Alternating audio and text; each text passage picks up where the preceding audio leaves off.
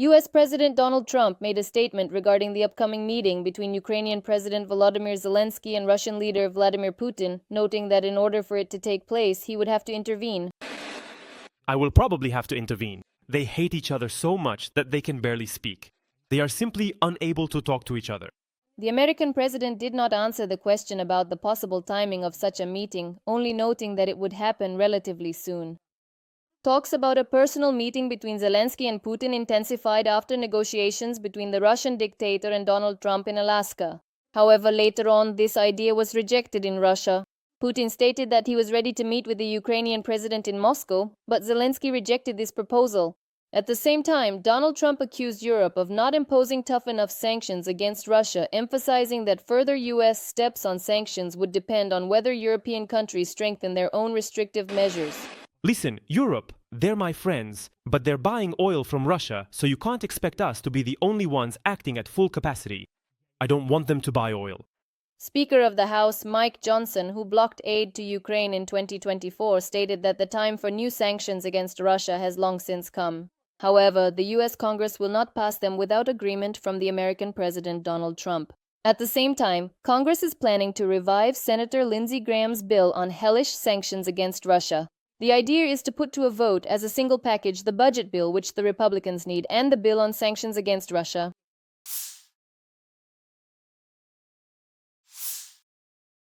Polish Foreign Minister Radosław Sikorski called on NATO and EU countries to consider imposing a no-fly zone and urged allies to consider intercepting Russian drones over Ukrainian territory. In an interview with Die Frankfurter Allgemeine Zeitung, he stated that it would be beneficial if Ukraine asked third countries to shoot down drones in its airspace. Sikorski also added that from a technical standpoint, allies could jointly maintain a no-fly zone. According to him, this issue had already been discussed previously under U.S. President Joe Biden. At the same time, the Polish diplomat emphasized that Europeans must accept the fact that it will be Ukrainians who will train Western military personnel to counter the Russians. In Moscow, Poland's statements were met with hysteria. In particular, the controversial deputy chairman of Russia's Security Council, Dmitry Medvedev, stated that establishing a no-fly zone over Ukraine and allowing NATO countries to shoot down Russian UAVs would mean a war between the alliance and Russia. He also threatened that if Brussels decides to transfer Russian assets to Ukraine as a loan, the Russian Federation will pursue EU countries in all possible international and national courts until the end of time. Earlier, The Guardian published an article by a group of military experts who are demanding the implementation of the European project, Sky Shield. According to their data, it would be enough to have 120 aircraft to close the skies over Ukraine. The initiative was conceived by the non-governmental organization Price of Freedom and is supported by several hundred European and American politicians and officials. It is assumed that an integrated airspace protection zone would allow the European coalition to neutralize Russian missiles and drones over western Ukraine, while simultaneously protecting critical infrastructure, nuclear power plants, and the civilian population in Ukraine and Europe.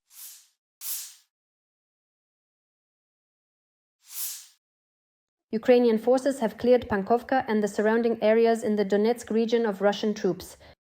This was reported by the 1st Corps of the National Guard of Ukraine, Azov. It is noted that units of the Ukrainian Defense Forces continue to liberate territories in the Dobropilia direction. At the same time, Russian occupiers are trying to hold their positions and are reinforcing their groups.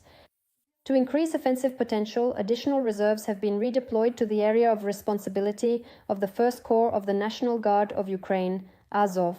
In addition, according to Andriy Krishchenko, deputy commander of the Rubizh Brigade of the National Guard of Ukraine, work is underway to clear the enemy in the Pokrovsk direction. Everyone was engaged in eliminating this breakthrough, and within a few days, it was neutralized. The defensive operation is still ongoing. Krishchenko notes that the Russians are unable to achieve their declared objectives of capturing the Donetsk region. Earlier, Ukrainian President Volodymyr Zelenskyy stated that the Russian offensive operation on Sumy was completely thwarted by Ukrainian forces. According to the head of state, fighting continues in the border areas of Sumy region, but the Russian group in the Sumy direction has lost its offensive capabilities as a result of massive losses. As military expert Ivan Stupak notes, Ukraine is doing a good job of driving the Russians out of Sumy region. According to the expert, I assume this is because Russian troops are moving from there toward the Donetsk region. Some are going for recovery to the Kherson region, some are returning to Orikhiv, and some to Pokrovsk. But in any case, Pokrovsk remains number one for Russia. Meanwhile, US President Donald Trump's special envoy, Keith Kellogg, believes that Russia is losing the war against Ukraine. He noted that there is no need to fear the Russian military. He further added that he personally does not believe the Russian forces are truly capable of successfully reaching Berlin or indeed anywhere else beyond their current positions. American military personnel carefully observed the recent joint Russian-Belarusian military exercises, paying close attention to their maneuvers and capabilities. The Belarusian Ministry of Defense published a video showing the head of the department, Viktor Krenin, shaking hands with American officers and thanking them for their visit. According to Reuters, the presence of US military officers at the training ground in Belarus was presented by the Belarusian Ministry of Defense as a surprise. It is noted that Viktor Krenin told the American military that they could look at anything that interested them. We will show you everything that interests you, anything you want. You can go there and take a look, talk to people. Reuters writes that the presence of American officers at the exercises is a sign of warming relations between Washington and Minsk, which is a close ally of Moscow. The publication recalls that last week, John Cole, a representative of US President Donald Trump, held talks with the self-proclaimed president of Belarus, Alexander Lukashenko. At that time, the Belarusian authorities agreed to release 52 people, including those convicted on political grounds as well as foreign citizens. In return, the United States eased sanctions against the Belarusian national airline, Belavia. Meanwhile, Keith Kellogg, special representative of US President Donald Trump, stated that Russia is losing the war. According to Unian, he made this statement at a conference in Kyiv. According to Kellogg, the American leader asked him this question before meeting with the Russian dictator Vladimir Putin. At that time, both he and Trump's chief military advisor, Dan Kane, replied that there was no question of a Russian victory. Kellogg emphasized that in reality, Russia is losing this war.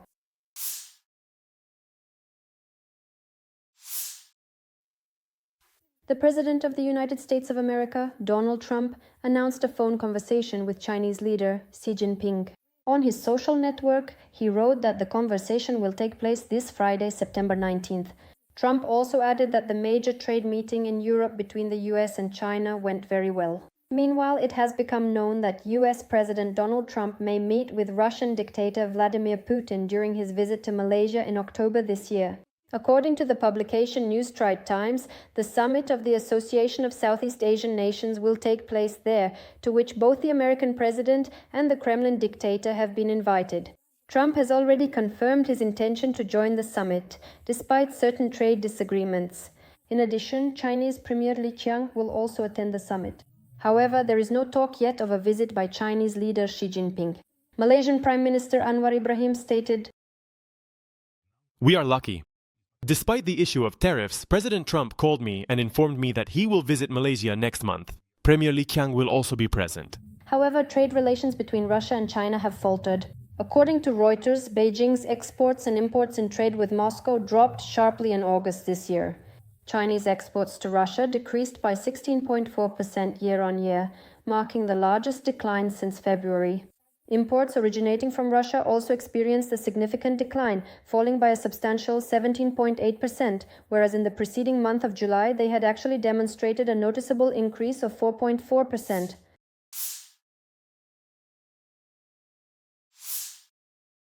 He has lost a lot of weight and moves slowly. Russian journalist Irina Mishina spoke about the illness of Chechen leader Ramzan Kadyrov. Mishina said that the latest video featuring him looks alarming. According to her, sources in Grozny confirm information about Kadyrov having serious kidney problems. Reportedly, a nephrostomy, a special drainage device for urine, was installed for the politician. In this condition, according to sources, Kadyrov has practically stepped back from running the republic.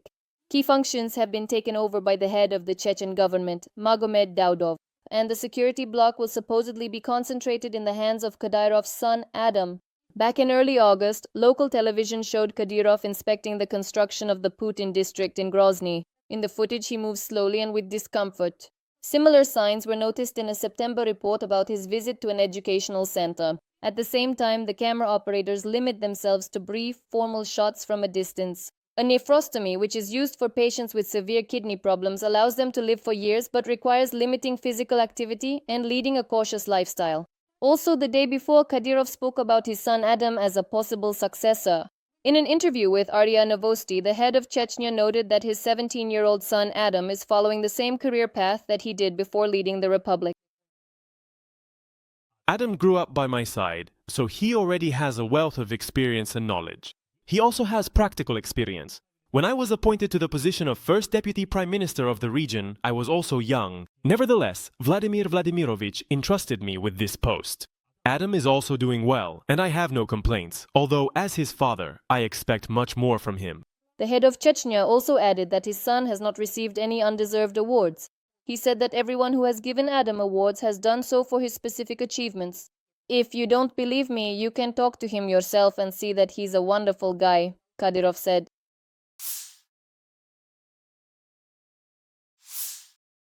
Russia's war against Ukraine will end soon if Europe contributes to reducing revenues from Russian oil. This was stated by U.S. Treasury Secretary Scott Bessent in an interview with Reuters. He emphasized that Washington will not impose additional tariffs on Chinese goods until European countries introduce high tariffs for India and China. We are talking about imposing tariffs ranging from 50 to 100%.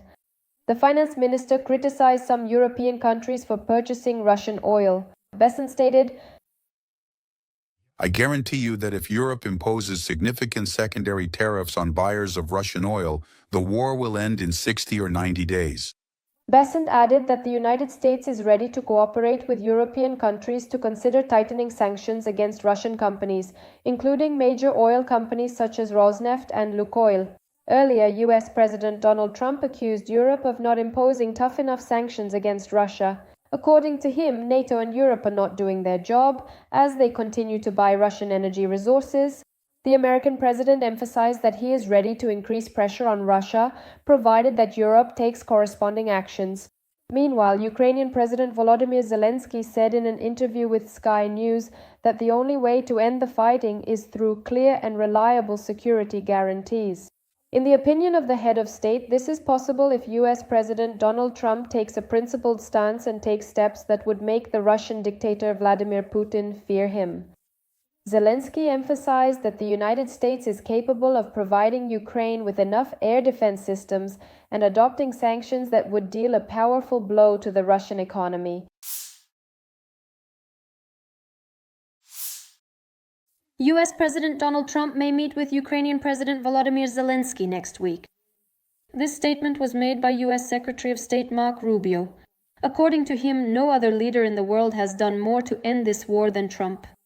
Rubio noted that the American president has held multiple phone conversations with the head of the Ukrainian state, and there have already been several personal meetings as well. The head of the U.S. State Department added that Trump and Zelenskyy will likely meet again next week in New York. According to Rubio, Donald Trump is trying to do everything possible to bring the war to an end. The U.S. Secretary of State also commented on the issue of imposing additional sanctions against Russia. According to him, the final decision will be made directly by U.S. President Donald Trump. This will be Trump's decision. He won't beat around the bush. Marco Rubio reminded that Donald Trump expects Europe to increase tariffs that will hit Russian oil. As Ukrainian President Volodymyr Zelenskyy stated, the United States of America must put pressure on the Russian dictator Vladimir Putin and impose a powerful package of sanctions against Russia. In an interview with Sky News, the head of state called on the American president to take decisive personal action to stop Putin. I believe that the U.S. is strong enough to make independent decisions. I believe that Donald Trump can provide us with the air defense systems we need, and the U.S. has enough of them. Zelenskyy believes that the U.S. can impose sanctions that would deal a powerful blow to the Russian economy, and that Trump has enough strength to make Putin afraid.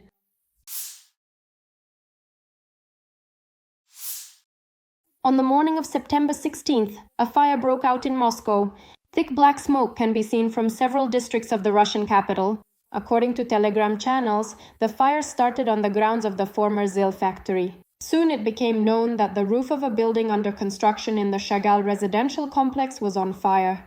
According to SHOT, construction materials and debris on the roof caught fire. It is reported that the fire was successfully contained. Things are also tense in Vladivostok, Russia.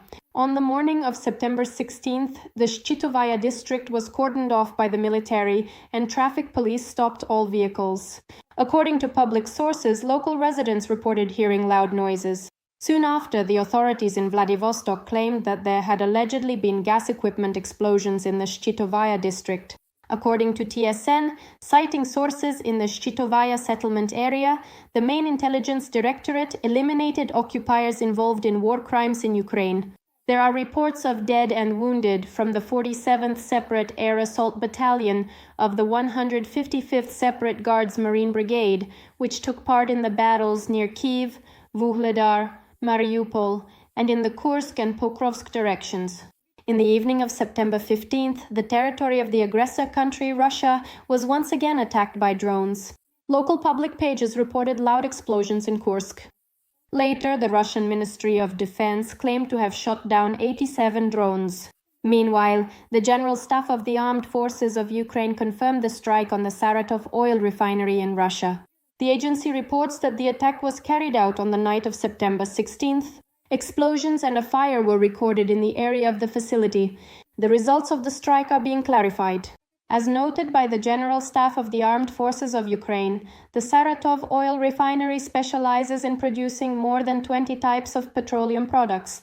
It is being reported that this particular enterprise is actively involved in the important process of meeting the various needs of the armed forces of the Russian Federation.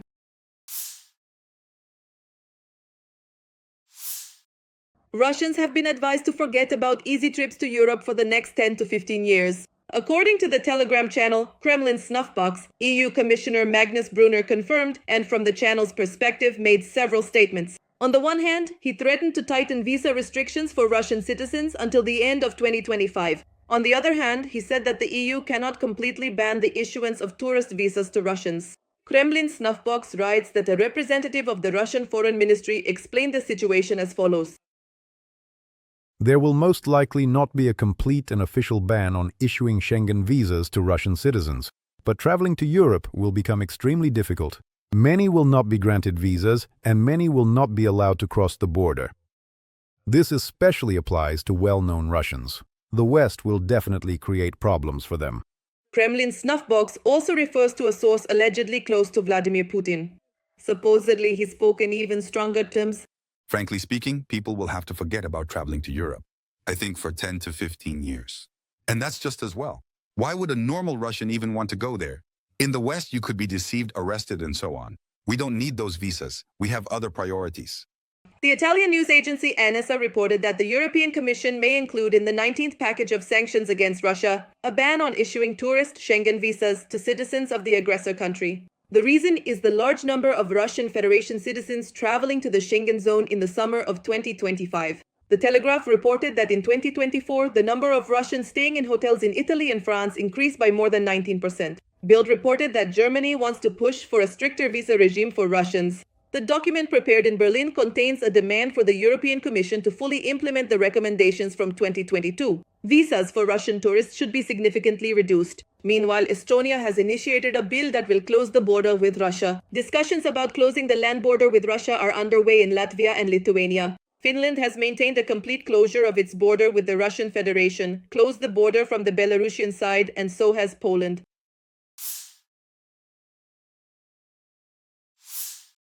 Ukrainian defense forces have managed to cut off the wedge of Russian troop advances in the Donetsk region. As a result, a significant portion of the aggressor country's military has been encircled. The situation was commented on by Georgy Tuka, head of the Luhansk Regional State Administration in 2015 to 2016, in an interview with Priamy TV channel. He recalled that several weeks ago, Russian units made rather rapid advances. However, on September 15th, the military portal Defense Express reported that Ukrainian defenders managed to halt this advance. If they do manage to accomplish what Defense Express is describing, then most likely the Russians will be taken prisoner and exchanged for our guys. This needs to be done. It is extremely important to free our prisoners. Journalist Magnaki stated that in the Dobropilya direction, the Russian Federation's troops are under threat of encirclement. The main intrigue in this direction, and perhaps on the entire front, is whether the Ukrainian forces will be able to close this encirclement, effectively eliminating all the territorial gains achieved by the Russian armed forces during their breakthrough, as well as a large number of their personnel. Meanwhile, the General Staff of the Ukrainian Armed Forces clarified the results of strikes on the command posts of Russian occupiers in the Donetsk region on September 8 and August 28. The military confirmed that enemy personnel were hit, including members of the command staff. They recalled that on September 8, 2025, units of Ukraine's defense forces delivered a comprehensive fire strike on the command posts of Russian troops in the temporarily occupied territory of Donetsk region. The command posts of the Center Troop Grouping and the 41st Combined Arms Army of the Russian Federation's ground forces were hit. It is these enemy military formations that are operating in the Pokrovsk direction. It is also noted that prior to this, on August 28, the command posts of Russian troops in this direction were visited by the Minister of Defense of the Russian Federation, Andrei Belousov. And shortly after his visit, the mentioned command locations of the occupying army were successfully struck.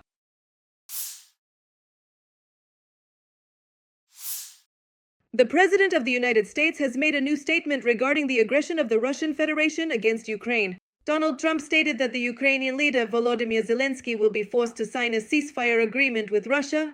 Trump also said that he would have to sit in the same room for negotiations with Zelenskyy and Putin since they cannot be together. It takes two to tango. You know, these are two people, Zelenskyy and Putin, who hate each other. And it looks like I'll have to sit in the room with them because they can't be in the same room together. There's a lot of hatred there. The day before, Donald Trump for the first time called Russia the aggressor in the war against Ukraine. As Politico writes, such a statement demonstrates a shift in his position toward Moscow. This week, 8,000 soldiers from both countries have died, a few more from Russia, but when you're the aggressor, you lose more. Meanwhile, it has become known that US President Donald Trump may meet with Ukrainian leader Volodymyr Zelenskyy next week in New York. This was stated by US Secretary of State Marco Rubio. The Ukrainian side has not yet confirmed the possibility of such a meeting. Meanwhile, Zelenskyy called on Trump to take a clear stance on the issue of sanctions against Russia and security guarantees for Ukraine. In an interview with Scanius, the Ukrainian leader expressed the opinion that the head of the White House should personally take decisive action and make Putin fear him. Zelenskyy believes that the United States is strong enough to make its own decisions. On September 14th, Donald Trump stated that he is ready to strengthen U.S. sanctions against Russia, provided that Europe also tightens its restrictions in line with Washington's actions. U.S. Treasury Secretary Scott Bessent believes that the Russian Federation's war against Ukraine would have ended within 60 to 90 days if European countries had imposed tariffs on buyers of Russian oil. According to Bessent, this would have cut off the main source of income for the Russian Federation. On September 16th, US President Donald Trump arrived in the United Kingdom. The first day of the visit did not go as planned.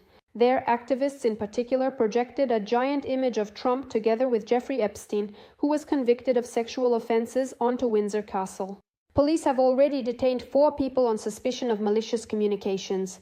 The American president will be received by King Charles III, and the parties are expected to sign an agreement on cooperation in the fields of artificial intelligence, quantum technologies, and nuclear energy. According to the politician, this is intended not only to emphasize the alliance between the two countries, but also to help King Charles persuade Putin to provide greater support for Ukraine in defending against Russian aggression. The publication notes that Trump has deep respect for and commitment to the royal family. Before departing for his visit to the United Kingdom, Donald Trump spoke with the press. The US president avoided answering a question from a Ukrainian journalist about the delivery of 17 Patriot air defense systems to Ukraine, which had been promised 2 months earlier. I love Ukraine, I love the Ukrainian people, but your country has serious problems. This should never have happened. This war should never have taken place. Your country has very serious problems, but I will stop this. At the same time, Trump reacted unexpectedly sharply to a question from an Australian journalist about his business activities. In my opinion, you are doing great harm to Australia right now. They want to be friends with me. Your leader will be coming to see me soon. I will tell him about you. You have set a very bad tone. After that, the journalist wanted to ask a question about the agreement with the United Arab Emirates, but Trump advised him to keep quiet.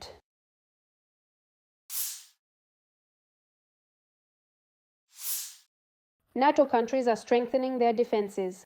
British Typhoon fighter jets are ready to shoot down Russian drones over Poland. According to The Guardian, this was stated by the UK Defence Secretary John Healey. According to him, the fighter jets will carry out air defence missions over Poland to counter aerial threats from Russia, including drone attacks. Measures to destroy UAVs will be taken if there is a threat to the lives of Polish citizens. Healey noted that Typhoon fighter jets may expand their operations into Romanian territory if necessary. He explained that the aircraft are operating as part of patrols over the airspace of NATO's eastern flank, and the decision on their deployment will be made by the alliance. Earlier, on September 11th, Polish Defense Minister Władysław Kosiniak-Kamysz stated that the United Kingdom and France plan to send Rafale and Eurofighter fighter jets to Eastern Europe. It should be noted that NATO countries have significantly stepped up their activities following the violation of Polish airspace by Russian drones on September 10th. In addition, a few days ago, a Russian drone entered Romanian territory. In response to the UAV attack, Poland announced the launch of the NATO mission Eastern Sentinel, which involves the deployment of additional ground forces and aircraft. Meanwhile, information has emerged about how many Mirage 2005 F-fighter jets Ukraine could have received. This data was published by Defense Express, based on the annual report of the French Ministry of Defense. It is noted that, as of December last year, the French Air Force had 23 Mirage fighter jets. Previously, there were 28 units. Analysts believe that at the beginning of this year, Ukraine could have received up to 5 fighter jets that were withdrawn from the French Air Force. Polish President Karol Nawrocki supports the deployment of nuclear weapons in his country. He stated this in an interview with the French channel LCI.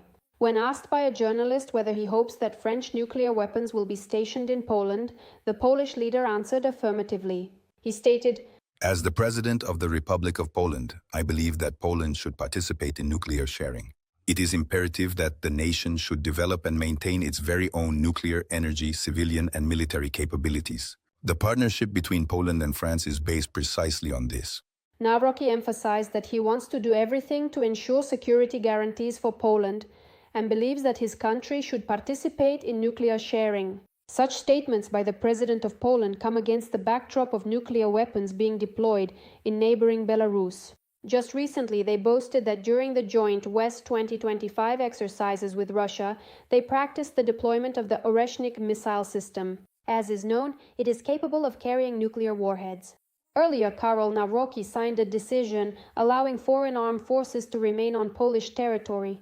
This concerns the NATO operation Eastern Shield.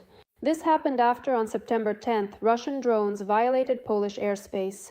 A total of 21 drones were recorded. Meanwhile, US President Donald Trump sent a letter to Karol Nawrocki. According to RMF24, the document was sent to Warsaw through the Polish embassy in Washington. The contents of the letter are still unknown. It should be noted that after the Russian drone attack on Poland, Trump and Nawrocki had a phone conversation. Ukrainian President Volodymyr Zelenskyy said in an interview with Sky News that with its missile strikes on Ukraine, Russia is making it clear that it does not want peace. That they want the war to continue, and that is precisely why they are postponing these meetings regarding decisions and a ceasefire. In any case, this is not a ceasefire. Zelenskyy noted that he is ready to meet with Trump and Putin without any preconditions, but he is not willing to travel to Moscow for such a meeting. Russia attacked us. I cannot go to a country when that country, that city, is attacking us. It can't be like that, to travel to their capital under missile fire. After all, we can meet in any other country. At the same time, Zelenskyy stated that Russian occupation forces are preparing for 2 more offensive operations this fall. In my opinion. In my view, we acted very promptly and completely disrupted 2 offensive operations. As for the third one, I think, to be honest, in a day or 2 we'll see that they have suffered heavy losses and that nothing worked out for them.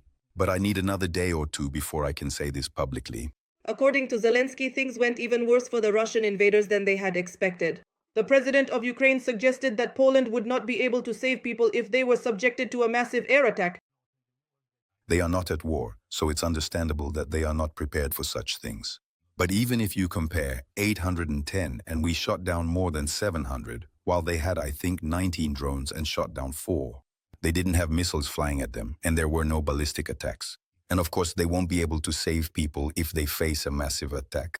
Zelenskyy added that Ukraine can train and instruct military personnel from other partner countries, since they have been very helpful since the very beginning of the war. Meanwhile, it has become known that the administration of US President Donald Trump approved the first package of military aid to Ukraine, which was paid for by NATO. This was reported by Reuters. This will be the first use of a new mechanism developed by the US and its allies to supply Ukraine with US weapons and supplies funded by NATO countries.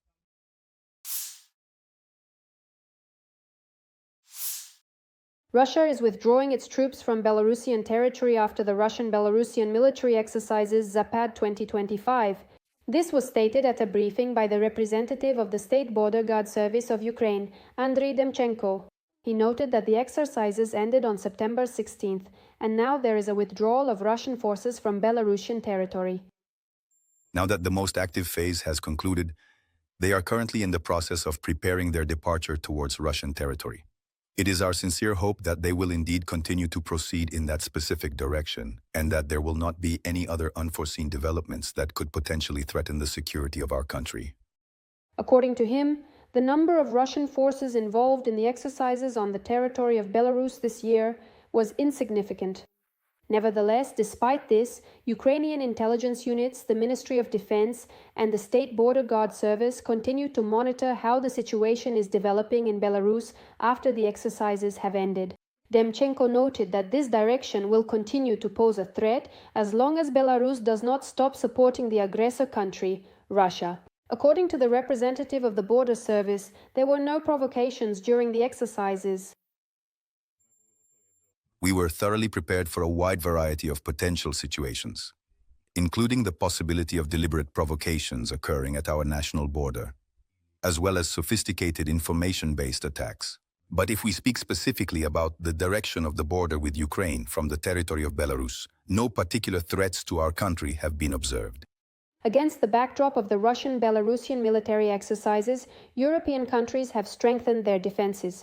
For example, Poland, Latvia, Lithuania, and Estonia have partially closed their airspace. In addition, Poland has completely closed the Polish-Belarusian border. And NATO has launched Operation Eastern Shield to strengthen the defense of Eastern Europe, which involves the deployment of additional ground forces and aviation. Ramzan Kadyrov reacted sharply to the positive remarks made by the legendary singer Alla Pugacheva about Dzhokhar Dudayev. He urged people not to provoke Chechens, saying that enemies of the people like Pugacheva should not be reflecting on the history of the Chechen people, Kadyrov stated. On September 10th, a 3-hour interview with Alla Pugacheva by journalist Ekaterina Gordeva was released on YouTube, in which the singer mentioned, among other things, the First Chechen War. The First Chechen War especially stuck in my memory because I knew Dzhokhar Dudayev. He was such a decent, honorable, cultured person, a handsome man. The prima donna also recalled Dzhokhar Dudayev's wife, Alla Dudayeva, who is an artist, writer, and politician. She called me as if she thought I could somehow help. But what could I have done to help? Nothing. I couldn't do anything to keep Dzhokhar alive. In the 1990s, Dzhokhar Dudayev was the leader and first president of the self-proclaimed Chechen Republic of Ichkeria. He was killed by a Russian missile in April 1996. Ramzan Kadyrov himself has health problems. Back in 2024, the publication Novaya Gazeta Europe reported that Kadyrov had been suffering for more than 5 years from a disease, pancreatic necrosis. In February 2025, he had another crisis. After that, he had a nephrostomy placed. On May 6 of the same year, Kadyrov stated that he had asked the Russian dictator Vladimir Putin to dismiss him from his post, but he remained in charge of Chechnya. Kadyrov's negative remarks about Pugacheva may be related to the fact that, after just one interview, the prima donna became more popular than dictator Vladimir Putin. The YouTube channel Popular Politics drew attention to this. Alla Pugacheva's interview with Ekaterina Gordeva on YouTube garnered almost 18 million views in just a few days. That's twice as many as Putin's historical lecture to Tucker Carlson, which was published on the Kremlin's channel. There, this masterpiece has gained 7.5 million views in over a year. It should be noted that after Russia's invasion of Ukraine, Alla Pugacheva left the country with her family. The conversation with Ekaterina Gordeva was the singer's first major interview since the start of the war.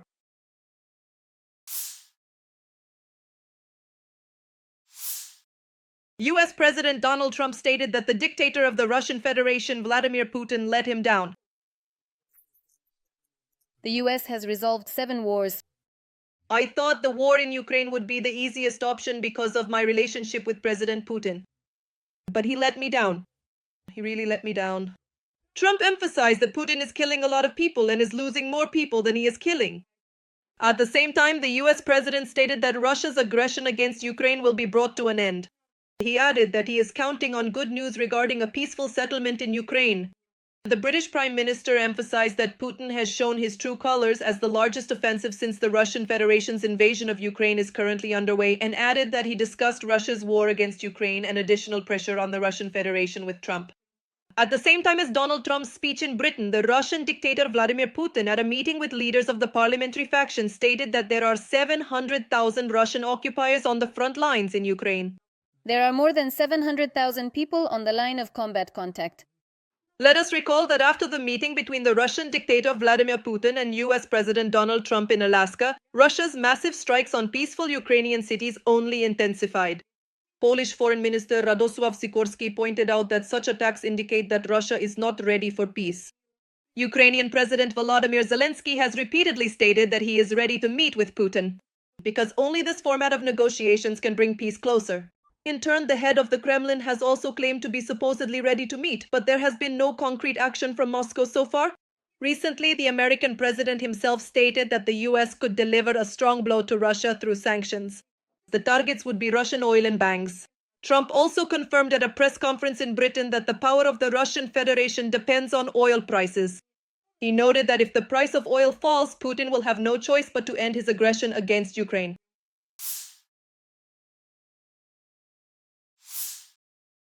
The president of Kazakhstan stated that the likelihood of Armageddon is high.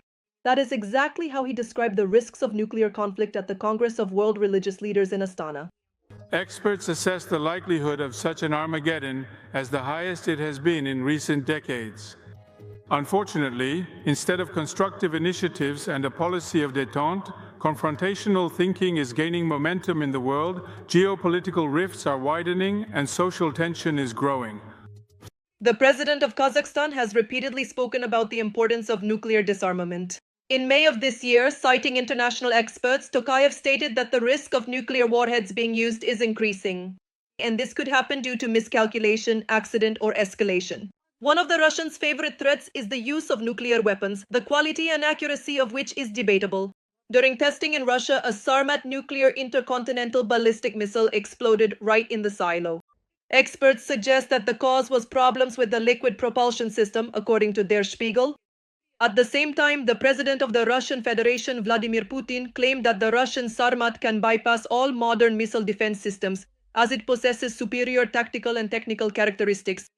Additionally, Deputy Chairman of the Security Council of the Russian Federation, Dmitry Medvedev, lashed out with threats against the countries that most recently joined NATO, stating that they automatically became targets for the Russian armed forces, including possible retaliatory strikes and even the nuclear component. On June 5th, flying objects were seen over Kazakhstan, Kyrgyzstan, and the aggressor country Russia. On social networks,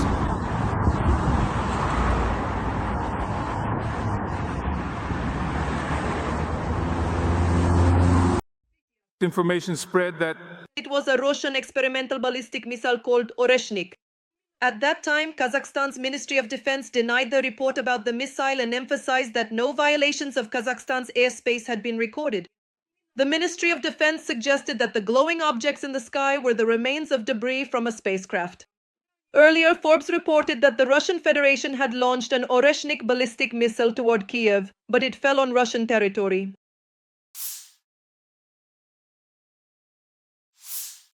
Russian propagandist Vladimir Solovyov found himself in a scandal.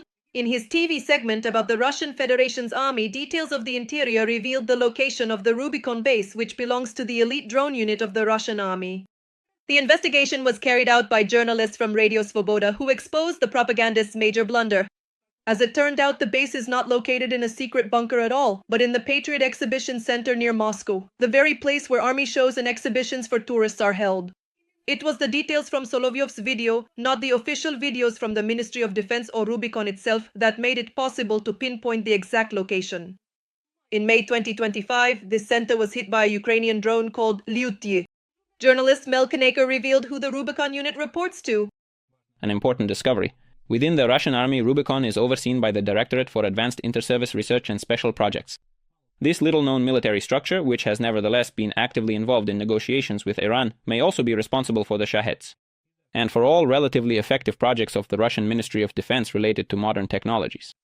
At the same time, the journalist noted that this unit is facing huge losses at the front. They are frequently targeted by strikes that are not publicly reported. In circles close to Rubicon, the unit has already gained a reputation as a mass grave. The YouTube channel Popular Politics emphasizes that the command of the Russian Ministry of Defense is turning the civilian facility Patriot into a legitimate target. And Solovyov can very well expect gratitude from Zelenskyy for helping the front. Earlier, Solovyov complained about changes in his life after the start of the full-scale invasion of Ukraine by the aggressor country Russia.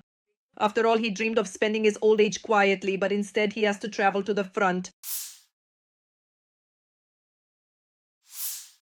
Drones attacked the Gazprom Neftekhim Salavat plant in Bashkortostan, according to Russian social media channels. Explosions were heard in the city and smoke was visible. Something's not right here. The head of Bashkortostan, Radi Kabirov, confirmed the drone attack on the petrochemical complex. According to him, preliminary reports indicate that an oil processing unit was hit. Kabirov wrote the following on his Telegram channel. 2 fixed-wing drones attacked the facility. There are no casualties or injuries. Both passive and active defenses were activated. The facility's security opened fire to neutralize the threat. We are currently assessing the extent of the damage. We are now extinguishing the fire. All emergency services are on site. Let us recall that during the night of Tuesday, September 16th, drones attacked the Russian cities of Saratov and Engels. Explosions were heard. The General Staff of the Armed Forces of Ukraine confirmed that the Saratov oil refinery in Russia was hit. The agency reported that the attack took place during the night of September 16th. Explosions and a fire were recorded in the area of the facility. The Saratov oil refinery specializes in producing more than 20 types of petroleum products. It is reported that the plant is involved in meeting the needs of the Russian armed forces. Just over the summer, Ukraine struck 10 Russian oil refineries with drones, disabling about 17% of their capacity. That's more than 1 million barrels of processing per day, according to Reuters. According to the agency, Ukraine has carried out a series of massive drone attacks on oil refineries in the Russian Federation and managed to reduce their capacity by almost a fifth within 30 days. At the same time, many regions of Russia have faced gasoline shortages.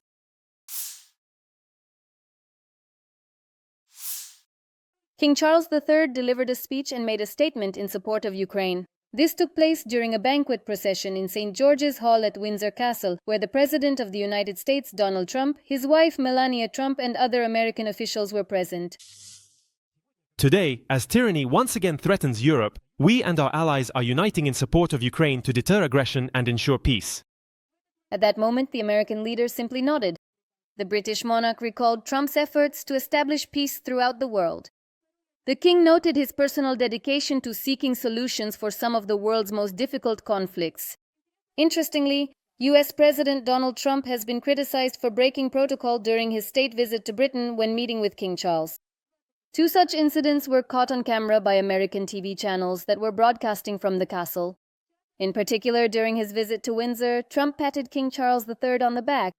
Touching the monarch in the United Kingdom is considered a serious breach of royal etiquette. According to established rules, it is not customary to touch the king unless he initiates it. The only exception is a handshake if the monarch himself offers his hand. In all other cases, it is considered proper to limit oneself to a slight bow or a nod of the head. In addition, during the inspection of the Royal Guard, Trump walked ahead of King Charles while conversing with one of the Royal Guardsmen. After such scenes, Newsweek journalists requested a comment at Windsor Castle.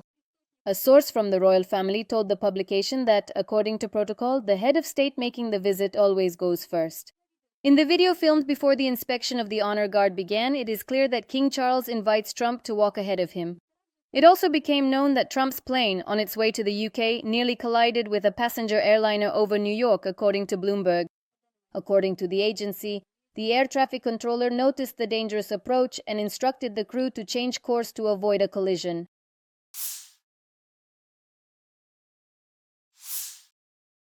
Putin has dismissed an advisor who spoke out against the war in Ukraine. The Kremlin's decision confirms Moscow's commitment to maximalist military objectives, analysts from the Institute for the Study of War note. This concerns Dmitry Kozak, the former deputy head of the Kremlin administration and one of Vladimir Putin's closest advisors. The official resigned after many years of disagreements with the Russian leader's policy regarding the war against Ukraine. The politician submitted a resignation letter of his own accord. Dmitry Kozak's resignation from the post of deputy head of the Russian presidential administration has been accepted, an informed source told Interfax on Thursday. Friday will be his last working day in his previous position, the source stated. According to analysts, Kozak advocated for peace talks with Kiev, and his dismissal indicates the Kremlin's intention to continue its military campaign.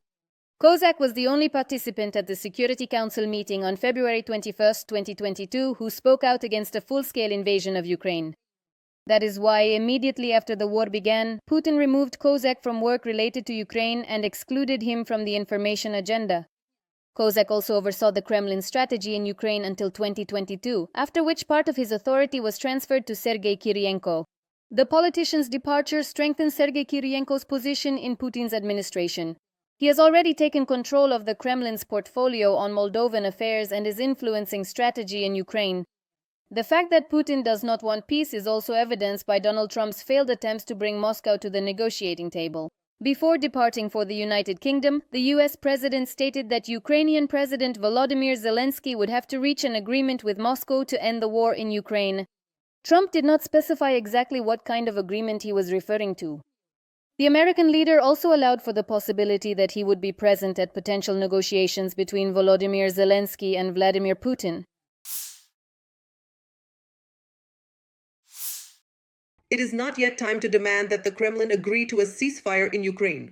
This opinion was expressed by the US president in comments to journalists before his visit to the United Kingdom. At the same time, he said that ending Russia's war against Ukraine should be facilitated by a drop in oil prices. It seems that now is not the time to ask Putin for a ceasefire. If I have to demand a ceasefire, I will take tough measures. It is necessary to further lower oil prices. If oil prices fall, the war between Russia and Ukraine will end. The US president also stated that if Europe acted decisively against China, Beijing might have forced Russia to stop the war against Ukraine. If Europe had done something regarding China, I think China probably could have forced an end to the war in Ukraine. The US president also reiterated his point that the president of the Russian Federation, Vladimir Putin, and the Ukrainian leader, Volodymyr Zelenskyy, have a terrible relationship and hate each other. I mean, ending the war largely depends on their relationship. They really don't like each other. They hate each other. Let's see what happens next. I think we'll find a solution. Trump emphasized that he is disappointed in Putin and admitted that he considered the war in Ukraine the easiest to resolve. I thought the war in Ukraine would be the easiest option because of my relationship with President Putin. But he let me down. He really let me down. Trump stated that Putin is killing a lot of people and is losing more people than he is killing. The US president expressed hope that the incident involving a drone entering Poland from the Russian Federation was caused by a loss of control over the UAV. I can't comment on that. They shouldn't have been there. They were disabled. The biggest attack on a drone is disabling it.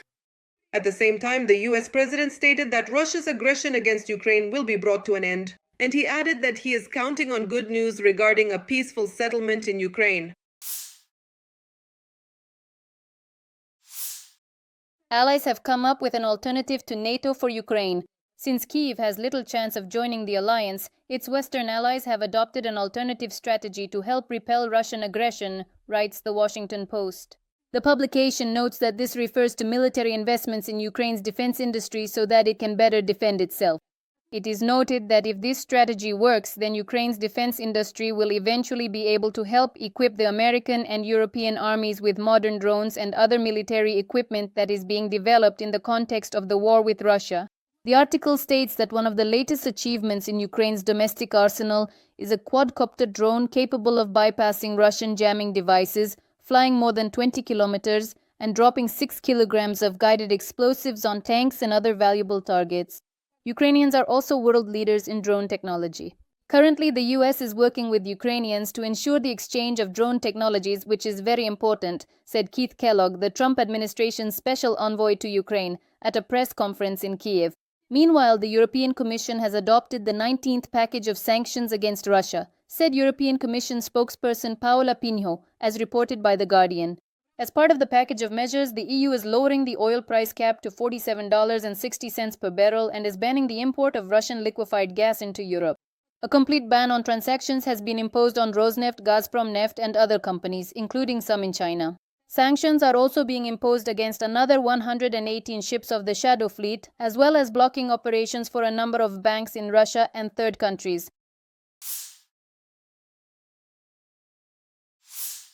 The president of Kazakhstan has left for a working visit to the United States to participate in the 80th United Nations General Assembly.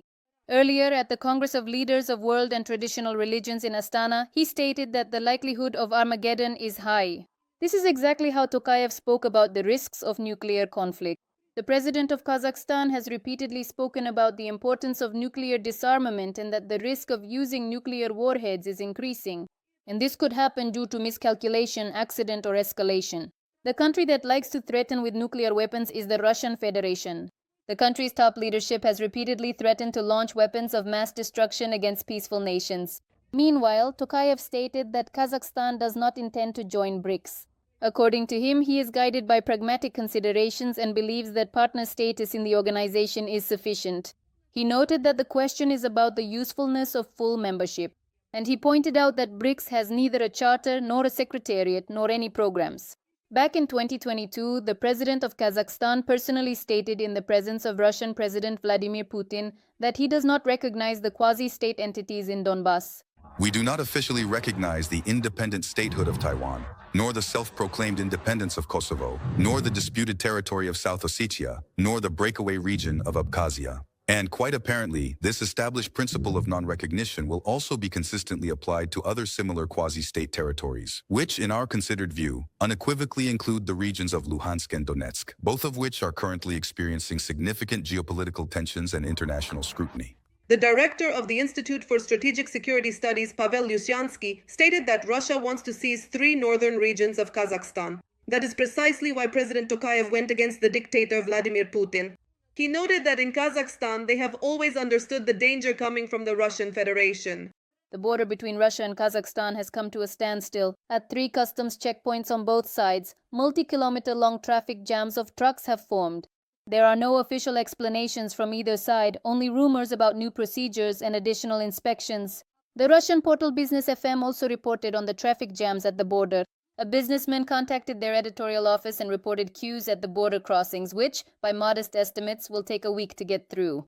The entrepreneur clarified that at least 5,000 trucks have gathered at the checkpoints on each side, and the traffic jam is at a standstill, barely moving. According to the businessman, previously it took 10 to 15 minutes to inspect one truck at the border, but now vehicles are waiting for hours. Rumors are circulating in the queue that on the Russian side, the delays may be related to a new system for processing documents for all foreigners entering the country, who are now required to obtain a RUID through the government services portal and notify authorities of their entry 72 hours in advance. And on the Kazakh side, they are reportedly conducting more thorough cargo inspections and searching for Chinese dual-use goods. At the same time, the president of Kazakhstan, Kassym-Jomart Tokayev, spoke about the risks of nuclear conflict at the Congress of Leaders of World and Traditional Religions in Astana. Experts currently assess the likelihood of such a catastrophic Armageddon as the highest it has been in recent decades. Unfortunately, instead of constructive initiatives and a policy of genuine détente, confrontational thinking is steadily gaining significant momentum in the world. Geopolitical rifts are noticeably widening, and social tension is progressively growing. The president of Kazakhstan has repeatedly spoken about the importance of nuclear disarmament. In May of this year, citing international experts, Tokayev stated that the risk of the use of nuclear warheads is increasing and that this could happen due to miscalculation, accident, or escalation. At the same time, one of the favorite threats of Kazakhstan's neighboring country, Russia, is the use of nuclear weapons, the quality and accuracy of which is open to debate.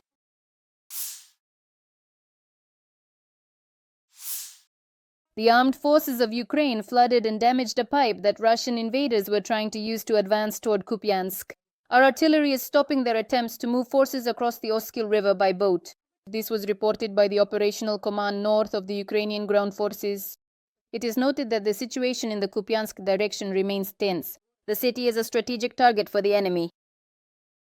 The gas pipeline has been damaged and flooded. Ukrainian public pages are massively posting videos. It is claimed that barbed wire has appeared inside the pipes through which the occupiers are crawling toward Kupiansk. Such engineering barriers are being laid by ground drones of the Ukrainian armed forces. Let us recall that on September 12th, Deep State reported that Russian troops are entering Kupiansk through a gas pipeline. This is already the third case, after Avdiivka and Sudzha, where the occupiers have used gas pipelines to infiltrate the rear of the Ukrainian armed forces.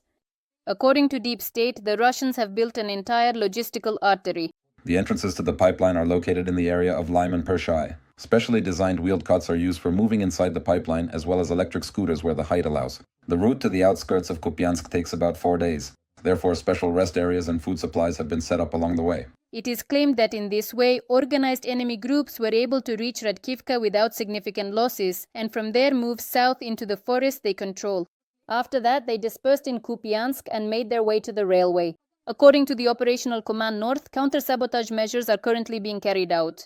Our defenders are blocking and destroying the enemy in the forests, dacha settlements near Kupiansk, and in the surrounding areas of the city. Prisoners testify to the lack of clear combat order among the invaders, the report notes.